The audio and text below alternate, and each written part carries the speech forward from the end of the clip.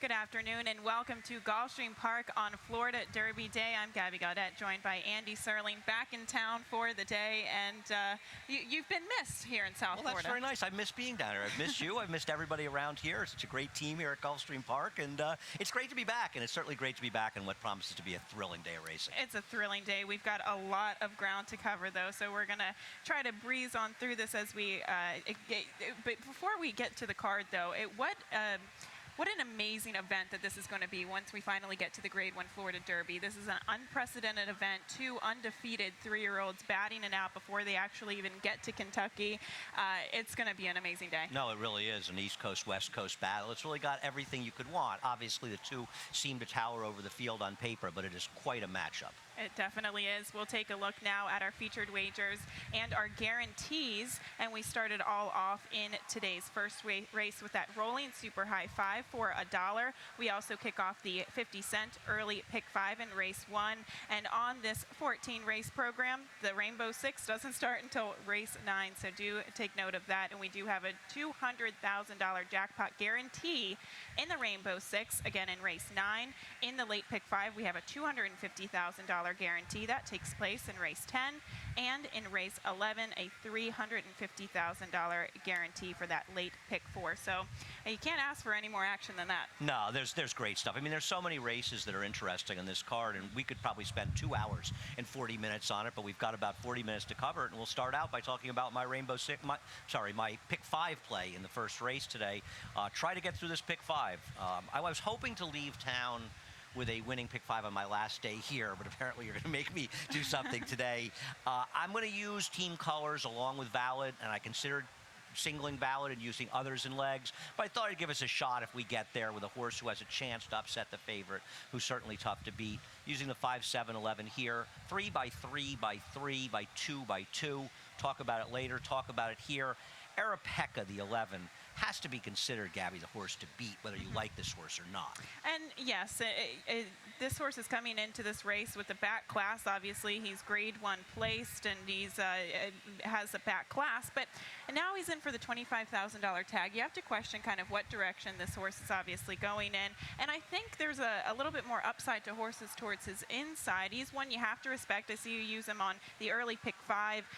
You know, I thought he was kind of up against it there off of the layoff when Go Around went to the, remember there were a couple of scratches in there. He ran fine in there. He did. Yeah, Go Around ran very well for Bill Mott. He could be a horse that could have a good year.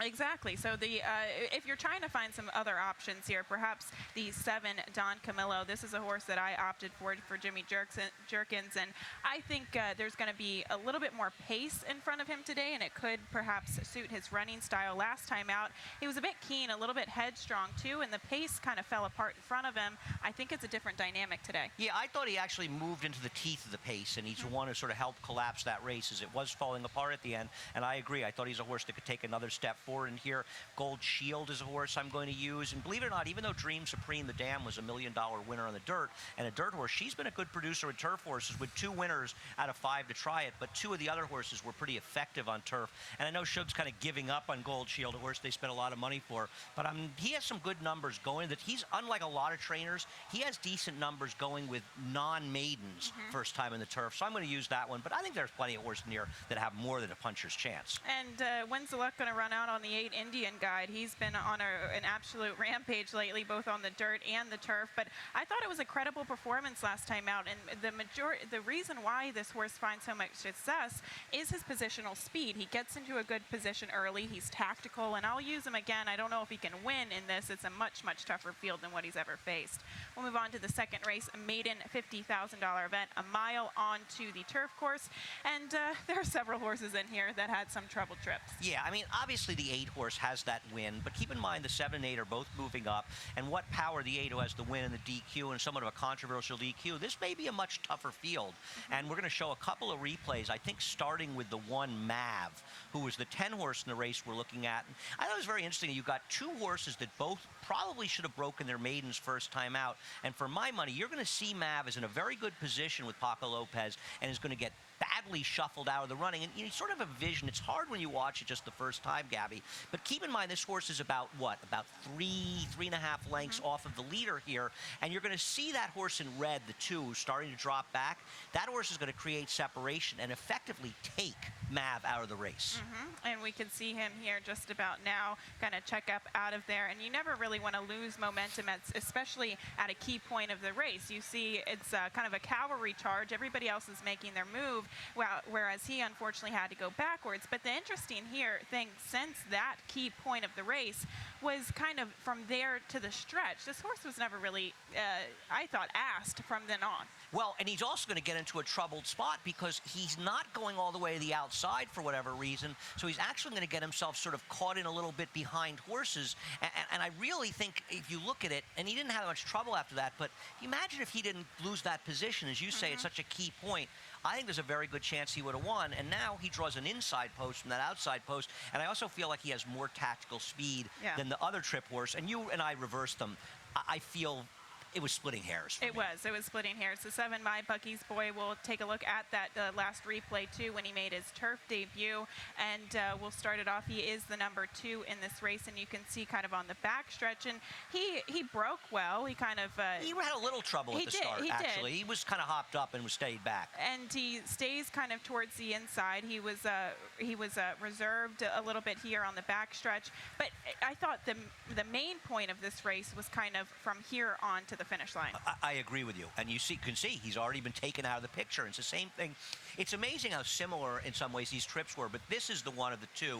I was talking about the 10 last time, Mav. This is the one that really has trouble in the stretch because got shuffled back and sort of gets caught staying inside and never has a chance to get out during the run in the stretch. And you want to kind of compare Mav and My Bucky's Boy, and as you said, Mav had experienced a little bit of early trouble, but here he was reserved. He had no room to run. Unfortunately, had to shift lugging in a little bit. So maybe that was his Achilles heels too. And are we going to see that kind of performance again? But he really had no room to run and no chance for Paco to ride him with any confidence during the stretch. I agree. Both of these horses could easily have won their last races, and I think, like you do, that they're the 2 horses to beat, along with What Power. And Christophe Clemano has What Power.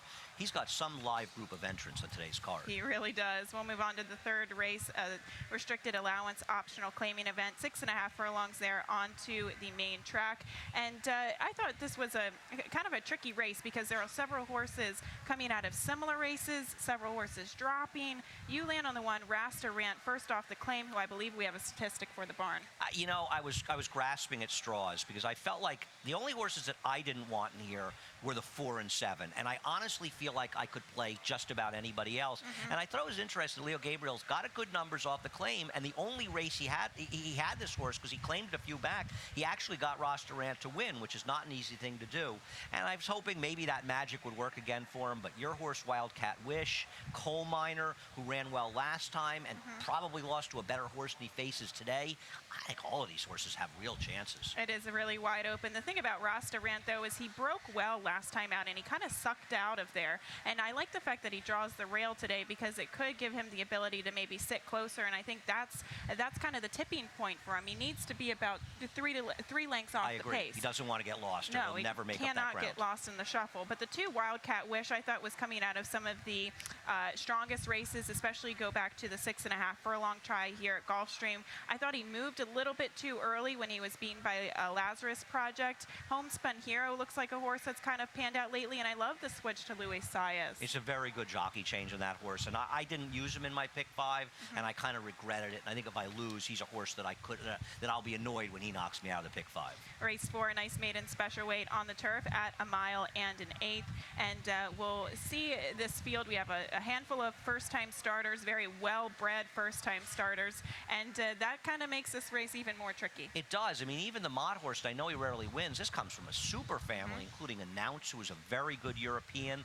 The dam herself was pretty good. Now, Mott's firsters usually need a race. You've got Chad with an almost $500,000 Galileo, and Sursu could certainly win first time out, though in general, he has not won with his firsters in the turf, and it's not like that's changed since I left here. I focused on horses that have run. You put Chad's horse on top. I love the breeding here. I love, and actually, since you've left, we did see last weekend a really well-meant first-time starter for Chad win on the turf, and more so, I think his maiden special weight debuters here on the turf have been running well, whereas the maiden claimers have not been running very well. So this is, they're debuting this filly on the biggest day here in South Florida. She's very well bred. She's a half to magnificent song, grade 1 winner going long on the turf. The pedigree stands alone, and she looks like she's been working forwardly. But if I were playing the pick 5, you have no solid ground to stand on. So the 2, Bold Contender, perhaps is one of them, and we'll take a look at the most recent replay where this filly really ran a race. No, she ran very, very well in here. The question is whether or not you think she can run as well in her second start, because I mean, she's out in the middle of the racetrack. She's a legitimate 4+ wide, starting in the middle of the backstretch the entire turn, and this is not exactly a winning move. And I think the horse she loses to was a Cassie horse that actually was pretty good. It's mostly first-time stars in here. I thought this horse really ran very well and game the whole way. I have to use this horse. One of the reasons that I put her second to Main Asset was I thought that Main Asset was coming out of a much better race. That Conquest Dynasty race with Tap It Together, those are some very promising 3-year-old fillies. And Main Asset's also a horse that has some speed, and I feel like she could put herself a little bit more into the game. So I was hoping she'd be more forwardly placed. You don't seem to like her in this race. She is coming out of a key race, and she very well could move forward off of being fresh coming into this race and getting to a much firmer going. I preferred others in here, to be honest. I mean, I do respect her. I pick her 4th in here, but going back to Bold Contender, it looked like she was just going to circle the entire field, and I almost wonder if this is a type of filly that will actually prefer an inside post position, be covered up, and then just kind of pop out from there. One would think that she would greatly benefit from that change, and even the 9 Charlotte Star you have in there, the dam, it's one where these dams, like Galileo's song, the dams have to Leck and 8 turf winners, and as well as the 9-horse Charlotte Stars, a half of the St. Stephen and Shadow Sun River family. That's a very powerful turf family, and you can see they paid a lot for her. She has residual values of broodmare even if she can't really run. And we'll move on to the 5th race, starting of our graded stakes action, the grade 3 skip away, 1 1/8 on the main track here. And Valid, boy, what a trip he had last time out in the Gulfstream Park Handicap. Yeah, he was very unlucky. I mean, there were a lot of horses trained by Todd in that race, and one of them managed to get into his way. And I think you wanted to show the pan and head on of his last race. And we'll cue that replay here right now. As we can see, Anchor Down, and Anchor Down was kind of erratic on the backstretch too. He was all over the place coming out of the gate. He was all over the place coming down the stretch. Valid just clips his heels. Oh, I can remember watching this live on the front side there, on the grandstand side, and just cringing. And I think that just speaks volumes of this horse's. He's so athletic. He even got back on to be able to regather himself and actually finish the race. Yeah, I mean, I can understand that everyone's getting out. I thought this was a lot of bad luck. I thought Valid was actually coming in a little bit as well. He's a terrific horse, and his other races make him the horse to beat. He's an hour and a half the horse to beat in this race. I put Team Color second. He did ride a rail that was actually okay. That was after the rail had been bad, and it got better that day. When Team Colors, there was also a wet track, but Team Colors has a good pedigree on the dirt. But in order for Valid to lose, he basically has to not show up. Yes. And that is a question. I was talking to Marcus Vitale on Tuesday in a quick interview there, and he did say, after that race, it took him a few days. He kind of eased him back into his work pattern. He walked him for a few days, jogged him for a few days, and maybe he is a work or two short in the meantime. But he's so seasoned that I don't think that that's going to be a problem. He's a real throwback, that horse. He just seems to ran 12 times last year, and he hasn't missed a beat since he came back this year. He's just a wonderful horse. What about Savoy Stomp, though? Now, this is kind of the tricky horse in here, in my opinion, because I did not like him last time out whatsoever. Why would you? And is this a horse that's finally starting to find himself? Is he a horse that's finally starting to prove that he is a two-turn horse? Well, he ran a good race at Belmont, and he followed up with a couple of clunkers after that. I mean, I guess he's not impossible for Todd, but even his good race, I think his good race isn't good enough to beat Team Colors. I agree. We'll move on to the 6th race here, a nice maiden special weight 1 mile, and an 8th onto the turf course. And we do have a replay here, so we'll show it of the 9 Conquest Stormy last time out, who did go against Abbott, who was 3rd coming back out of that in the Cutler Bay. This is a situation with Conquest Stormy where I just thought the horse was a little bit unlucky in this race, and I thought ran very well. How good, though, is the race that Conquest Stormy is coming out of? That's the one thing that concerns me a little bit, because I thought she ran well, and she's stuck down on the inside. You see her behind the horse in green, and doesn't really get that great a chance to get clear in the stretch until it's too late, and even then not clear. And I also think you can see him visually. He's kind of got a long, loping stride, and this horse is probably one that takes a couple of strides at the top of the stretch to really find his footing. So with that said, I love the fact that he gets out of distance, and I think that's going to make all the difference because of kind of how he runs. Was the trouble significant? I didn't think it was. Abbott, he kind of panned out in the Cutler Bay, but Sir Dudley Diggs, I agree with you. You have to question the strength of that last maiden special. He didn't run well in that opening race in the Rainbow Six last week, and he's just had his chances. Not impossible. The thing is,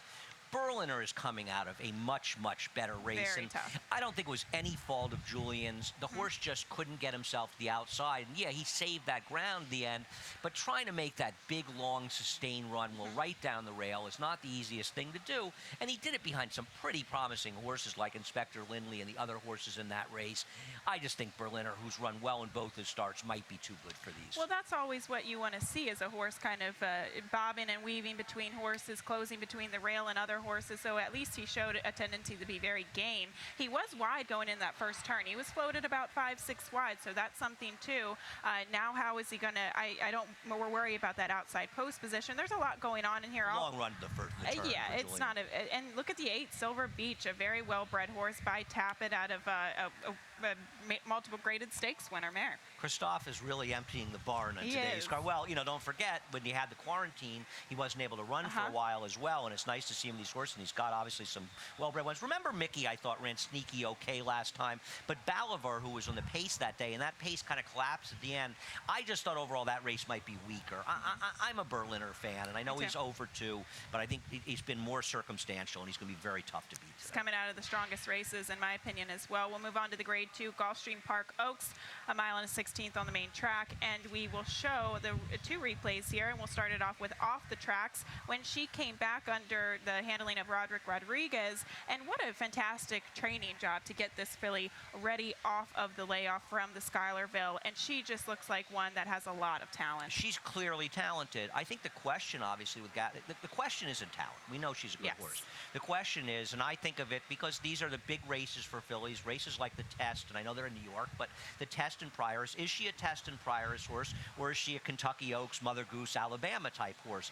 I'm a little bit dubious that she wants to go long, and I feel like she's a horse, Gabby, you've got to have a strong opinion on. Either you just think she's better than these horses, or you think the distance is a problem. I think I found a stat for Todd Pletcher. I don't know if we use it. We did. Where a trainer switch and a graded stake on the dirt, his numbers aren't that good for what it's worth, and it's kind of rare for Todd, suggesting you won't expect to see some big move up going to Todd. And if we'll put that stat up, it's 2 for 12. The other thing is, while you've got Curlin as the sire, you've got a dam side that's really much more sprinting. You do, and that's what you have to pay attention to in terms of pedigree. But a lot of the times when you look at these horses physically, when they sprint and then they stretch out to a route of ground, in my opinion, Andy, and looking at the Margate, she looks like she has more of a routing, cruising type of speed, more so than a sprint speed, and that's my opinion. And I think she should be able to handle the distance, at least from watching some of her replays. Maybe I'm wrong, but she's going to have that outside post. She has speed, and again, I think she has the kind of cruising speed that should go longer distances. She's fast, and there's other speeds in here, but she's supposed to be the speed of the speeds. The question is, where are you going to go? Are you going to go to Gummo? Now, we'll look at Gummo's last race in the Alcibiades. It wasn't a very strong field. It was a sloppy sealed track at Keeneland, but I thought she was an impressive winner, and I know that Doug O'Neill had a plane bringing Nyquist here. I don't think he's bringing this filly here unless he thought she's ready to run. And she takes any step forward, you know she's handling the distance. I think she's going to be very tough. Doug O'Neill could have a huge day today. He really could have a huge day. She obviously has proven at the distance, and this was a very strong race. And looking at her training in the morning, too, she's kind of a racy type of filly. She's been very keen. So, Andy, I wouldn't be surprised if she's actually pretty forwardly placed. And she's definitely not as fast as off the tracks, but I don't think she's going to be too far back. Well, we'll see. I mean, I guess it depends. depends how much speed we see and how fast they're going, if there's any separation. I'm going to take a shot with Go Maggie Go. We'll stick up a stat for trainer Dale Romans. For what it's worth, I thought this was interesting. Second-time starters that broke their maidens in their debut, stretching out. He's 4 for 8. These are horses that were paying over $9. 2 of them were stakes. 1 of them he won. I know, it's interesting. I thought that Louis Size had to sort of niggle on this horse to keep her in the game. If you watch that race, he was riding her a bit. And she still had a really nice run when she straightened out. I know the connections like the second place finisher in there that did a lot of work.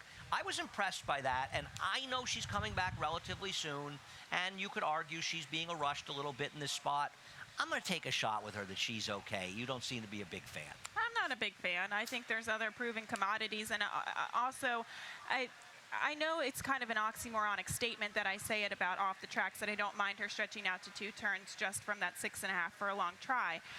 But I also like, at the same time, slow and steady progression of distances with these 3-year-old fillies. And that comes with the one Paola Queen. They brought her off the layoff. They sprinted her at 6 furlongs. They gave her another steady progression to 7/8, 7/8, and now she stretches out to 2 turns. And I think sometimes with these 3-year-old fillies, it makes all the difference. Sure, and she's certainly been improving. You look at her buyer figures, they're getting better with every start. She's not out of it. This is an interesting race. It is. I love the Oaks today. We'll move on to the 8th there, the Grade 3 Appleton, another fantastic race. I think this is one of my favorite races on the card, going the mile on the turf. We'll start it off with Divisadero, and he was closing like an absolute freight train at the top of the stretch last out. If he doesn't get badly compromised by the pace in this race, and he runs back to this race where he went a sub-22 final quarter, he's going to win. It's as simple as that. I guess his connections decided they wanted more time between races from whatever race he ran as his second start to run to that Churchill Downs turf race on Derby Day, the Turf Classic,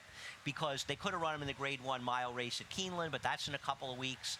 He's Maker's the horse Mile. to beat in here. I've picked him second, but I have no illusions. And wow, what a performance that was. And especially given the fact that Heart to Heart has gotten away with murder on the front end in this past couple of starts. Nobody has gone with that horse. He's gotten a loose lead on the front end and stolen races. And I thought, all considering, that was a very, very good seasonal debut. Now, we also have some other horses. The one All Included, I thought, was a very intriguing horse. Now cutting back to the mile, and the blinkers go on to really sharpen him up. Yeah, what I've decided is I could use 3 in here, and I've sandwiched Divisadero between 2 horses that I think will be forwardly placed. I have to think Sky Captain, they'll look to use his speed that worked so well for him in the past, and with the blinkers on and Javier on the inside, All Included is going to be forwardly placed in here, and he doesn't really want a mile and 3/8. I think he's a dangerous, sneaky horse. The price will be fair on. I put him on top, but I tell you what, the 3 is over its head, but with his Exaltation isn't impossible, long on value, Force the Pass we haven't even talked about, off the layoff. I think we've got some stats which are not great for Alan Goldberg,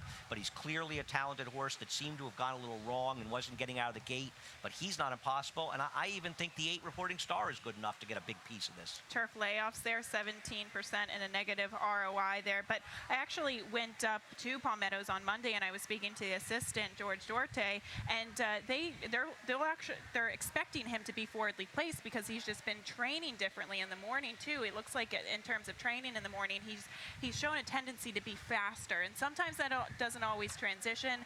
And the biggest question was the Belmont Derby a fluke, or was he tailing off? I think he's got a lot to prove today off the layoff. His Belmont Derby was gigantic. If he can refine that form and build on today, he'll be a factor at Churchill, he'll be a factor in the Manhattan. He's a talented horse. That's races 1 through 8. The Rainbow Six starts in today's 9th race. $200,000 jackpot guarantee. We'll get to it right after this commercial break.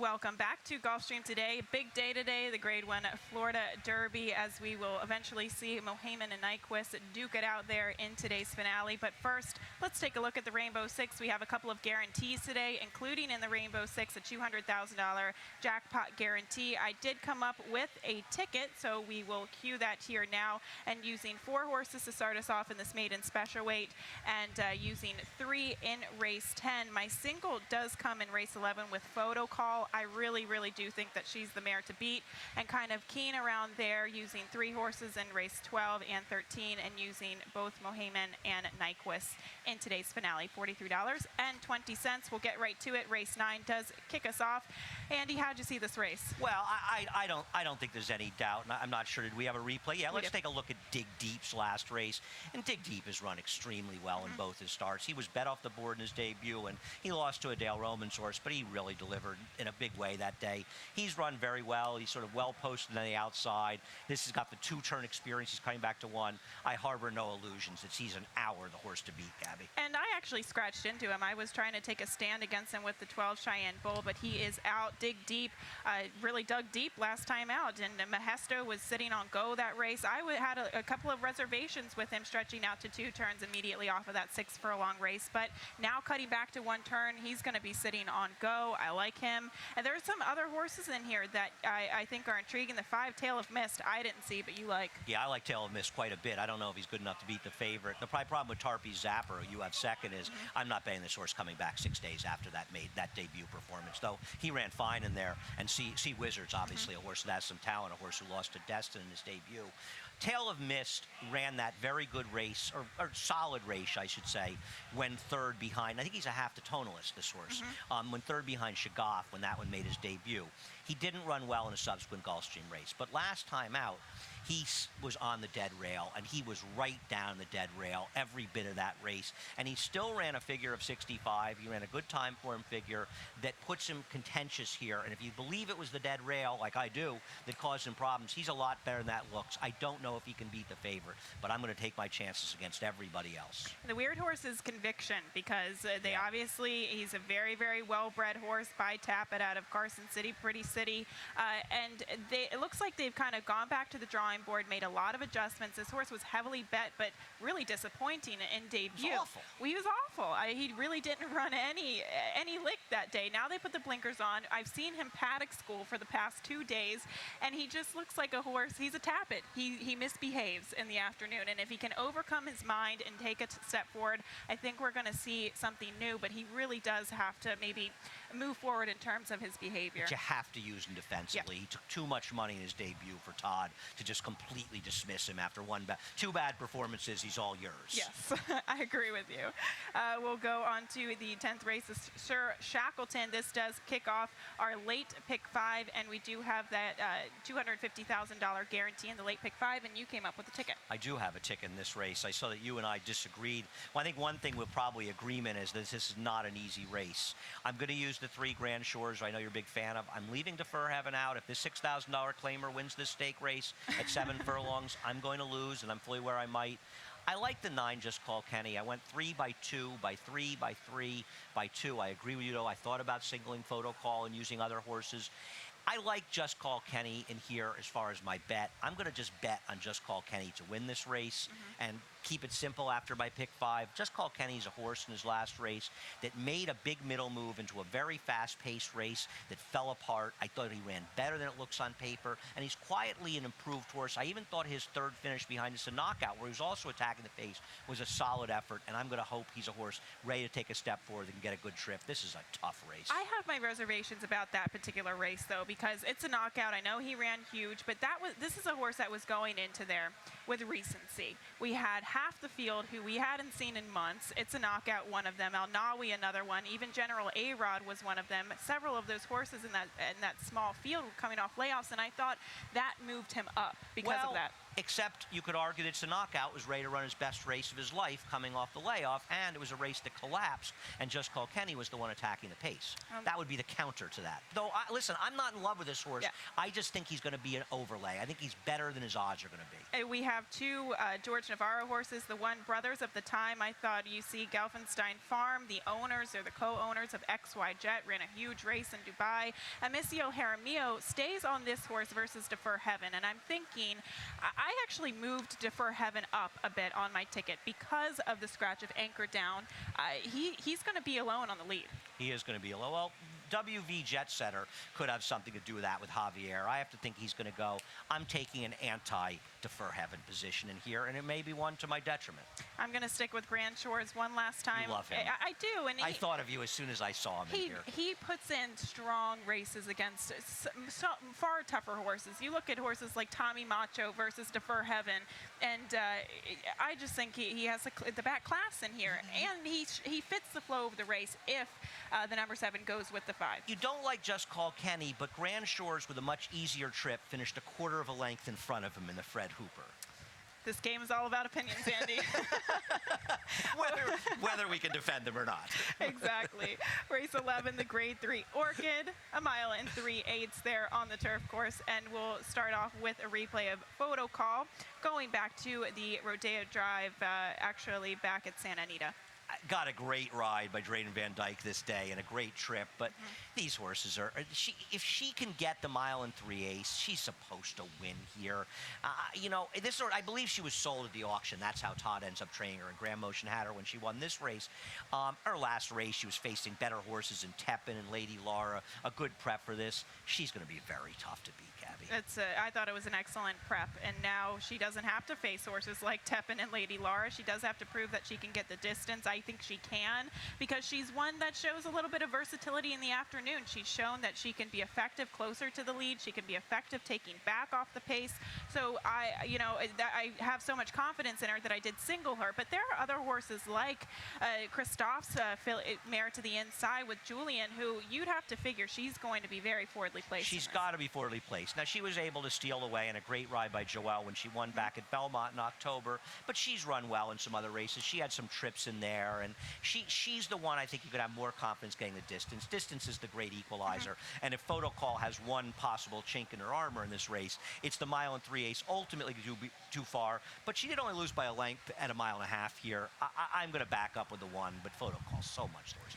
I thought this race was, it took on a whole new kind of dynamic in terms of the pace scenario, because obviously she will be forwardly placed. Quiet Kitten, I think, is going to go, and that might be the best thing for her. We saw Olorda last time out just suddenly show speed. She set a new course record in that race in the very one, and Quiet Kitten was left chasing in her wake. So I thought that they could get aggressive with her, and I respect her a bit on the ticket. Quiet Kitten? Quiet Kitten. Okay. Using her 3rd. Okay. But I'm singling. I'm singling in the Rainbow Six. You've been in the heat for a while. I understand. Sort of, I went back to New York and I kind of chilled out for a little while. It's been a rough 4 months for you. We'll move on to race 12, the Grade 2 Honey Fox. And this is another race where we have the likes of Sandiva, Tammy the Torpedo, Larry Lara, who you would think that in terms of the Pick 5 and Rainbow Six, a lot of people would be honing in on them, but you prefer the 2 Celestine. Yeah, you and I have a very different opinion in this race. You don't like my top pick, Celestine. I don't like your top pick, Tammy the Torpedo.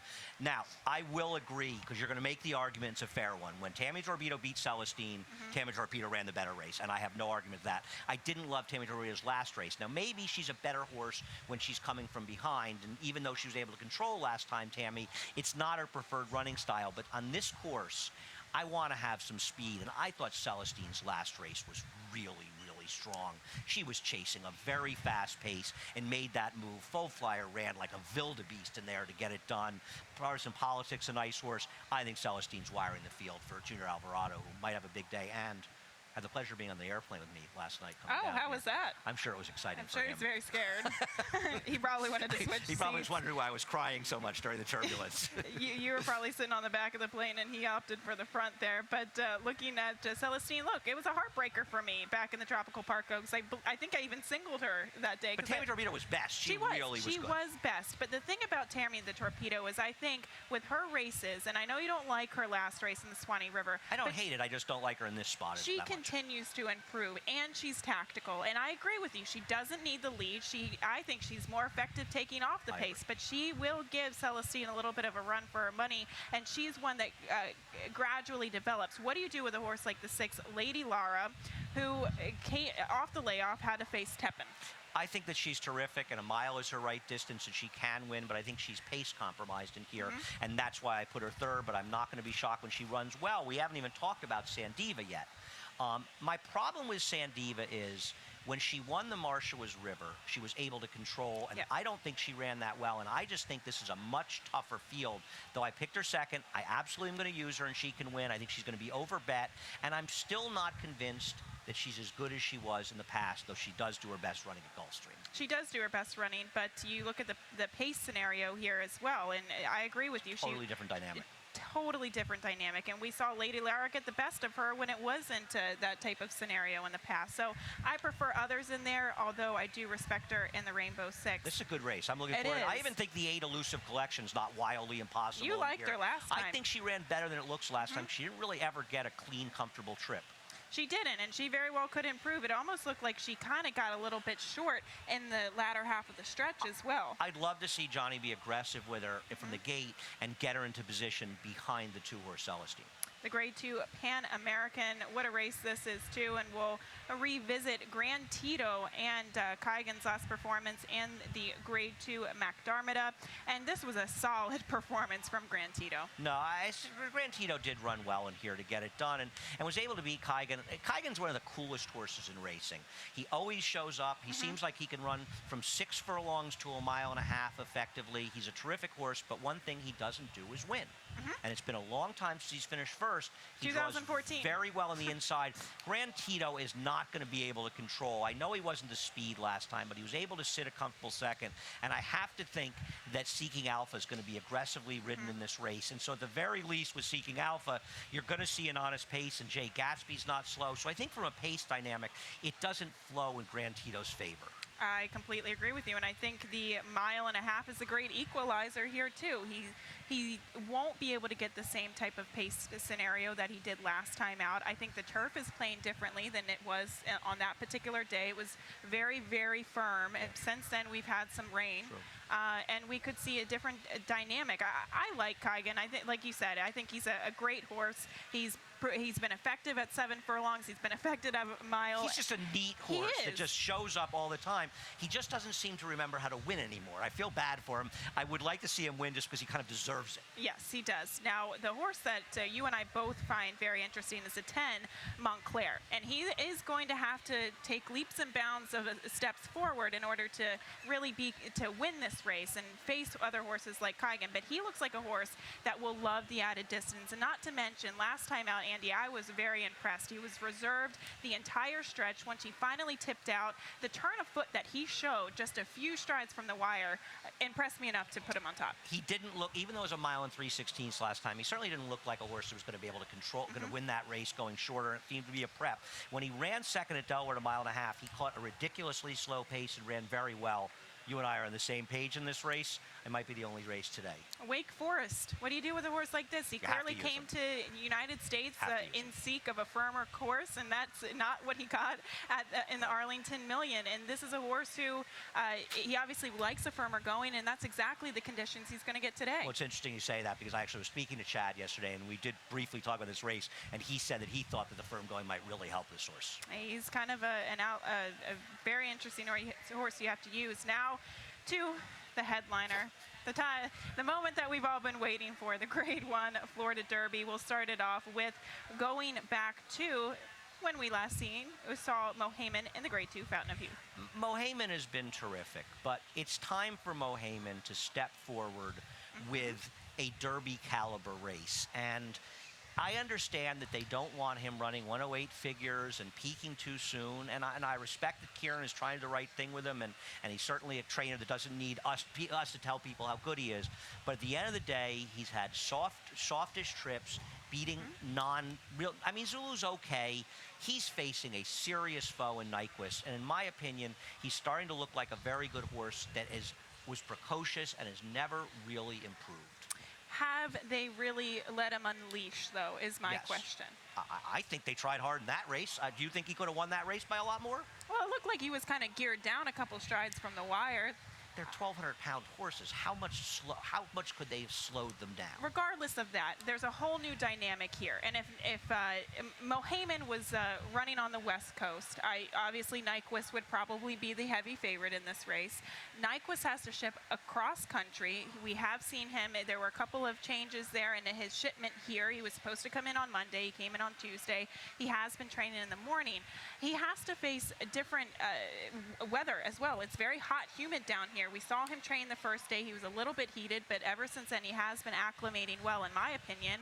And now you look at a horse like Mohaymen, who has two-turn races here locally. The progression has been steady. Now Nyquist has to ship across country and get the added distance. Yeah, I don't worry about the shipping that much. Doesn't mean it couldn't come into play. I mean, we'll take a look at Nyquist's last race at San Vicente, a race where he did what Mohaymen has not shown he can do yet this year. He got a fast figure. He got 101 buyer. He stepped his game up. I know Exaggerator didn't run that well, but I'm not convinced that Exaggerator is not a better horse sprinting. And I still think he's a pretty good horse, Exaggerator, and arguably better than the horses that we've seen Mohaymen running against. And, you know, it's not as though Mohaymen is doing his training at Gulfstream. I know he's doing this climate, but it's not exactly chilly out in California, though they haven't had spectacular weather from what I've heard for some of the winter. And Mohaymen is training at Palm Meadows, and he's shipping down here, and he's running. So it's not like Gulfstream is his home track. It's not like a horse that's training at Aqueduct that's coming over, and he's sort of got that. It's not. He's got the race over the track.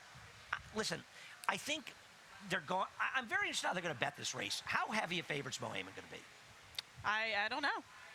What do you think? I don't know. I mean, I think they're supposed to be even money in 6 to 5.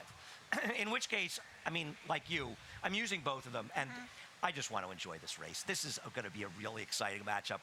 I'm a degenerate horse player, but there are things about the game that I love, and one of them is you have a heart, right? Watching this race and rooting for these two horses.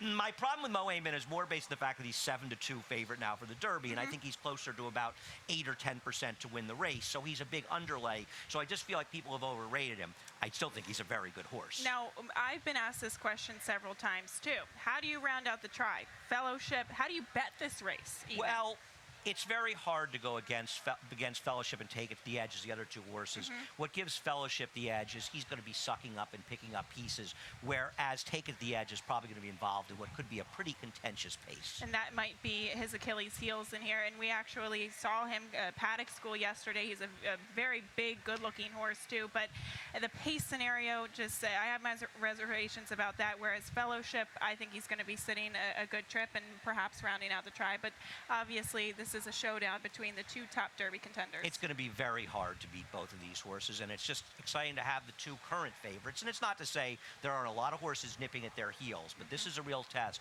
And today is the day. And Mohaymen can lose this race, but he's got to lose it in a very fast performance behind Nyquist. Anything other than that, and I'm going to be firm that he plateaued off his 2-year-old form. A big, big day here in South Florida, and really, really looking forward to today's finale, our featured race, the Grade 1 Florida Derby. That's enough for us here today on Gulfstream Today.